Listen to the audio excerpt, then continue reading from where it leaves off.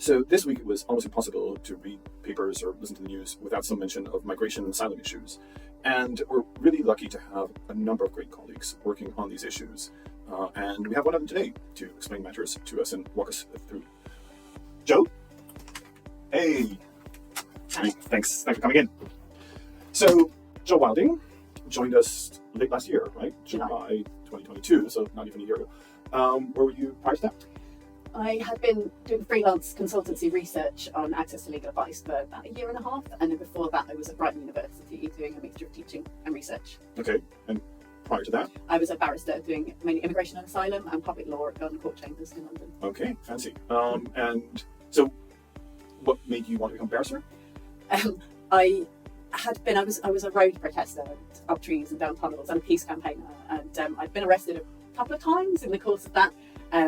Didn't like having a barrister speak for me while I sat quietly, so I decided to defend myself on future occasions. And on one of those occasions, having thrown fruit at a former prime minister, right, fairly squashy fruit, the barrister that prosecuted me said, you should become a lawyer. Not because of the way you threw the fruit, but because no, of the way it was not so much the throwing technique as, right, as the legal defence afterwards. And I thought, that's something I'd like to do. So the less traditional explanation to why did you become a lawyer?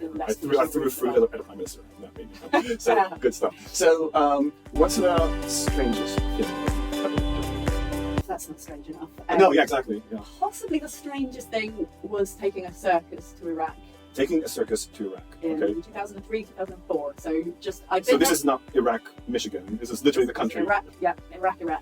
I had been there during the invasion, and one of the people I was working with was in the hospital when some children had been caught up in a bombing and were terrified, and he just got down on his knees and started blowing bubbles for the children. And that gave me the idea. Okay, what these children need at a circus. And you're going to with some playfulness and some colour and something with no guns and no bombs. So yeah, we took a circus. So you were the manager of the circus? I was going to be the manager. But you ended up being... The first of the clowns arrived with a spare set of stilts and taught me to walk on them in our living room. So I went to the tailor down the road, got some clown trousers made. So now you know how to walk on stilts and you were a clown in Iraq. I'm now, if that's a trajectory, I'm now hesitant to ask this third question, which is something that most people don't know about you. I once played Pass the Parcel with Banksy. Oh, I'm so jealous. I have 2 postcards on the door. So you're going to tell everyone, obviously, you're here today to walk us through what is known as the Illegal Migration Bill, aptly titled. And the government argument is that we want to cut off the small boats, we want to break the business model. I know this because I wrote to my MP, and that's what he wrote back. And what's wrong with that argument? There's so much wrong with the argument. So the government says they want people to come by safe legal routes, and only people that come by safe legal routes will be allowed to claim asylum. But the biggest problem is there's no safe legal routes. So we don't have a humanitarian visa that you can apply for abroad. We have carrier sanctions, so the airlines have to check people's details and check their visas before they come. So there's no... So you can't just get on a plane, land at Gatwick and say, I want to claim asylum. Not anymore. So it was never a criminal offence to arrive without permission but to claim asylum until the Nationality and Borders Act last year. So It's never been a criminal offence to do that until now. So if you work in migration, you get emails every week from someone that's desperate and in hiding in Kabul, women judges, children who are stuck somewhere in Europe, who are Afghan, who have a relative here, and we're just not letting people through. So even just to assess their claim, just to even check. The safe legal routes just don't exist. So we're turning away people who may have a legitimate... We're turning away people who overwhelmingly do, because if someone arrives and they're from Afghanistan, you can't return them to Afghanistan. Same for Eritrea, Syria, Yemen, so many countries where we know people are at risk, and we know the nationalities of those people arriving on small boats. 76% of people that claim asylum here get it, and then more succeed on appeal, despite the lack of access to legal advice. So the majority of people arriving are refugees with a valid claim, but we're proposing that it will become impossible to claim asylum in the UK. We're basically saying we don't want refugees. So not our problem. Critics of the bill now say this is completely undermining the internationally recognized right to asylum. Is that hyperbole, or do you think that's accurate?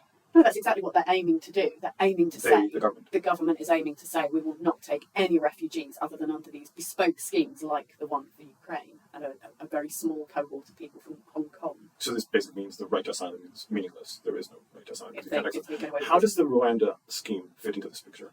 So the Rwanda scheme was the idea that you would remove people to Rwanda if they claimed asylum here, and that they haven't actually succeeded in removing anyone there yet. But the idea is that a fairly random selection of people who arrive would be transported. Not everyone then. Not everyone, because Rwanda had said it could take about 200. So, a couple of plane loads, really. Yeah, and another element, I guess, for me on a personal level, kind of thinking about my Jewish heritage, is that post the second, one of the darkest periods of many dark periods in the Second World War is Jews escaping Europe, and the British controlling Palestine, the coast, and then turning boats away to literally concentration camps in Cyprus and Greece, and people dying on the way and dying in concentration camps. So escaping the horrors of Auschwitz and Birkenau, only to die in concentration camps controlled by the Allied forces. We literally invented immigration law back in 1905 to keep out poor Jewish refugees from the pogroms in Eastern Europe. Right. That was the Aliens Act of 1905, was to stop people arriving, fleeing persecution in Eastern Europe. And in that respect, history does repeat itself, first as tragedy and then as farce. And that was the tragedy, I guess, in Rwanda just seems like a complete farce, literally paying £150 million for two planes of people. So perhaps we can try to end on a more positive note. If people want to learn more and be empowered to do more, and maybe even actually to do more, what can they do here at Sussex? So here at Sussex, we've got the Migration Law Clinic, which is a third-year option as part of the clinical legal education, and that goes along with an immigration and asylum law module. There's other modules on kind of human rights and things like that if people are interested. Which now pretty much, as part of the course, integrate migration issues. Yeah, absolutely. And then it's a university of sanctuary, so I think there's things people can get involved with within the wider university. And then within Brighton as a whole, there are now people being dispersed, asylum seekers being dispersed to Brighton, kept in the hotels. So there's lots and lots of solidarity work going on in Brighton. So people can volunteer. Absolutely. For our students, you mentioned migration law. You're involved in the Migration Law Clinic. Yeah. What kind of things do you do there? It's a real mixture of things. We see people who are refugees who want to bring family members over, people who are asylum seekers looking for either advice on their asylum claim, which we can't really do, or advice on other things, say around their accommodation, being in hotels, having health problems, needing to get out into shared housing. People who have been destitute on the streets either because they don't have leave to remain or they don't have access to public funds because of their immigration status position, because the immigration rules are so complicated that you can't just read them and understand them. So you're talking about people who are destitute and facing an immigration system that is incredibly complicated. People with British children. So I speak to our students, and I think this is exactly the kind of people who should be eligible for legal aid. Why is that not an option? So the Legal Aid Sentencing and Punishment of Offenders Act in 2012 took all of the non-asylum immigration stuff out of the scope of legal aid. So even if you're destitute, even if you're someone who's lived here all your life, you wouldn't necessarily be entitled to legal aid for that. It pretty much only covers asylum. Okay, and what about asylum? For asylum, in theory, everyone has the right to access a legal aid representative, unless they've got more than a certain amount of money, which most refugees don't. But there's a massive deficit between need and provision. So there's about a 50% deficit. So about 28,000 people who are unable to access a legal aid representative for their asylum claim. So these are people who have a right to asylum. Formally, you'd come in and you teach us in class and say these people have a right to asylum, and they still legal aid. To legal aid. Yeah. Sorry, but they still can't. And they still can access that right. Yeah, about 50% deficit. So I'm a bit upset now because I asked you to end on a positive note, and now we're still slipping into a bit of pessimism. I am quite depressing. Right. Okay. Can we try to end on a positive note? Yeah. There's a lot of people out there that need us to fight for them. And a lot of people who do fight and care. Yeah. And a lot of inspiring people that you can learn from. Okay. Well, thank you for being one of them. And thank you for coming in. Thank you.